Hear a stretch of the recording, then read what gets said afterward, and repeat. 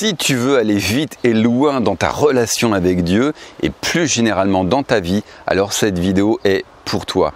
Voici quelques mois est sorti Black Panthers, le super-héros Marvel, et en tant que fan des super-héros Marvel, à condition qu'il soit réalisé par les studios Marvel, eh bien j'étais parmi les premiers à aller voir le film. Et le témoignage de Letitia Wright, celle qui joue la princesse geek, la sœur de T'Challa, alias Black Panthers, m'a beaucoup touché. Letitia Wright est une authentique chrétienne, née de nouveau, une femme qui a reçu Christ comme Seigneur et Sauveur.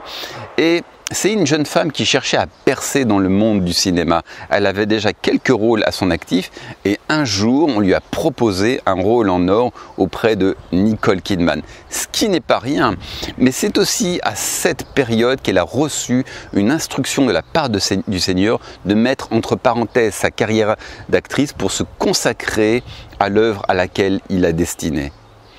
Et ça peut sembler totalement insensé, vous avez une opportunité en or. D'un point de vue naturel, ça semble logique de saisir une telle opportunité. Et pourtant, eh bien, elle a préféré obéir à la voix du Seigneur. Donc pour un temps, elle a mis de côté sa carrière d'actrice et elle s'est consacrée à l'appel de Dieu pour sa vie. Et vous savez quoi, au terme de cette obéissance, c'est là où on lui a proposé le rôle de la princesse geek de Black Panthers.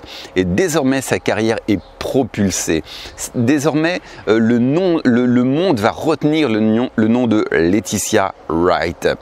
Et de la même manière, tu te retrouveras parfois à des carrefours de ta vie où tu auras des opportunités en or, mais Dieu te demandera de renoncer à cette opportunité pour te demander de faire une chose spécifique.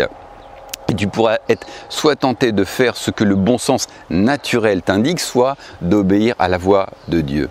Alors je ne dis pas que Dieu est cruel, c'est pas du tout ce que je suis en train de dire. Je ne suis pas en train de dire que dès l'instant vont se présenter à toi des opportunités en or, et bien Dieu va te demander d'y renoncer. Non, non, c'est pas ce que je suis en train de dire. Moi actuellement, je suis en train de monter un business. J'ai plein de projets et j'ai pas du tout l'impression que Dieu me demande d'y renoncer. Mais parfois, ça arrivera, tu pourras te retrouver dans cette situation, tu auras des super opportunités, ça peut être des relations, ça peut être des opportunités professionnelles, des opportunités dans le ministère, je ne sais quoi, mais le Seigneur parlera à ton cœur, soit par prophétie, et te demandera de renoncer à cette chose, soit temporairement, soit définitivement. Et dans ces moments-là, quelle va être ta réaction? Est-ce que tu vas préférer obéir à la logique, à cette opportunité dans laquelle Dieu ne te veut pas, soit d'obéir à sa voix? Et c'est ce que j'appelle des soustractions positives ou des additions négatives. D'un point de vue naturel, 1 plus 1 fait 2. Et 1 moins 1 fait 0.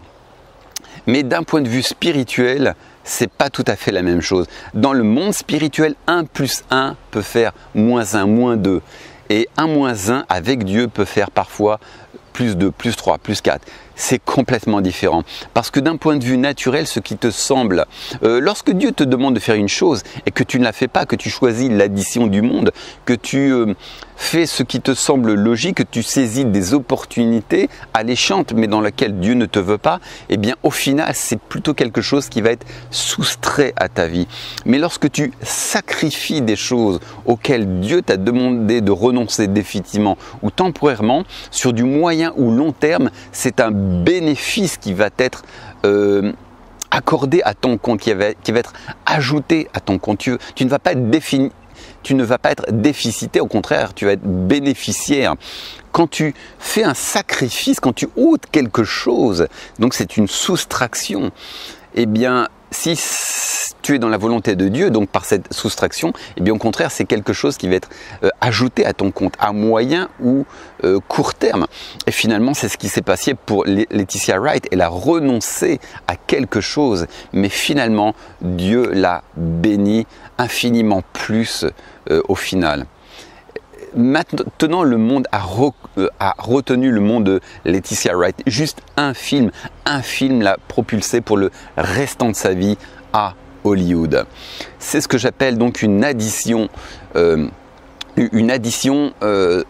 négative ou une soustraction positive. Tu soustrais quelque chose, ça semble un sacrifice.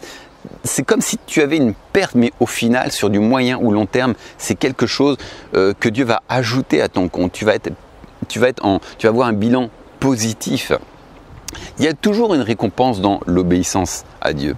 Alors ça peut être définitif dans le sens où c'est un péché, évidemment, si c'est un péché, ça va être définitif. Dieu va nous demander de renoncer à ce péché, mais ça peut être tout simplement une opportunité. Vous voyez, des fois on a des opportunités dans la vie et le bon sens naturel, la logique dit, mais au contraire, c'est la situation que tu attendais, la voici, c'est une opportunité, saisis-la.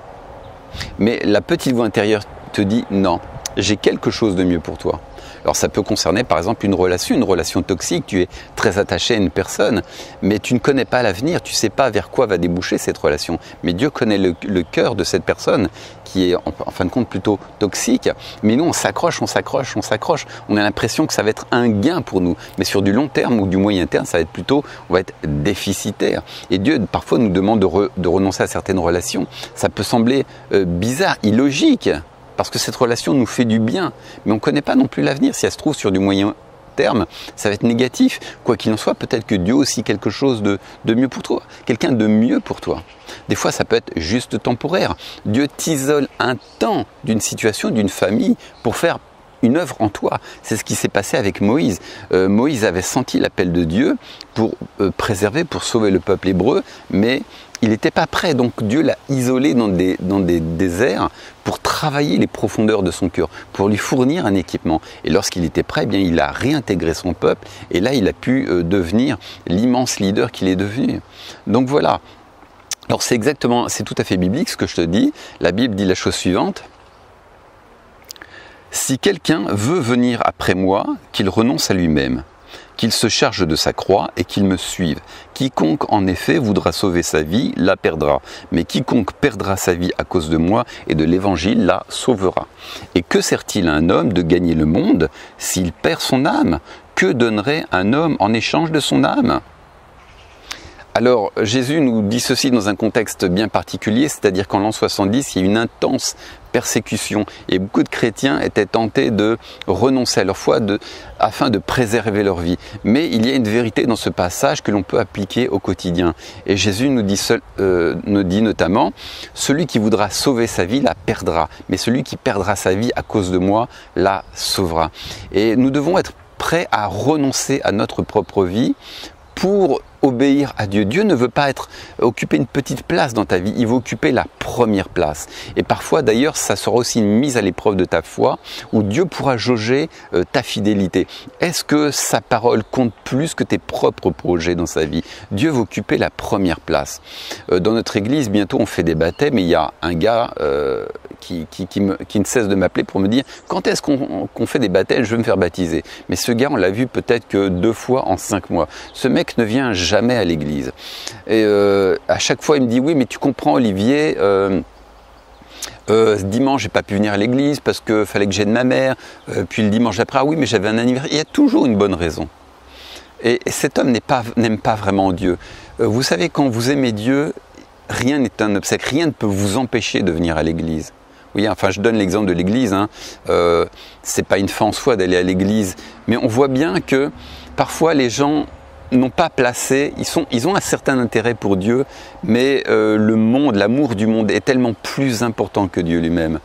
Donc, mon frère, ma sœur, mon encouragement aujourd'hui, mon exhortation, le point central de mon message, c'est que tu te retrouveras dans des situations parfois auxquelles Dieu te demandera de renoncer. C'est pas forcément définitif, ça peut être juste provisoire, et Dieu va mesurer ton obéissance, ta foi. Est-ce que sa parole a plus d'importance? Et sache aussi qu'à moyen et à long terme, tu ne vas pas être déficitaire. Au contraire, tu vas apporter un solde positif sur ton compte. Voilà, c'était tout pour moi. Et puis je te donne rendez-vous pour la prochaine vidéo. Ciao!